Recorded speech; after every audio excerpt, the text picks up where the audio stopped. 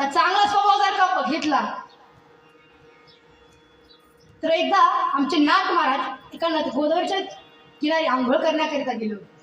आता आंघोळ करताना त्यांनी बघितलं एक विंचू पाण्यामध्ये बुडत होता. त्यांनी काय केलं, तो हातात उचलला आणि एका दगडावरती नेऊन ठेवला. आता विंचू काय शांत राहणार आहे का? त्याचा चांगला जरी बघितलं तर तो चावणार होते.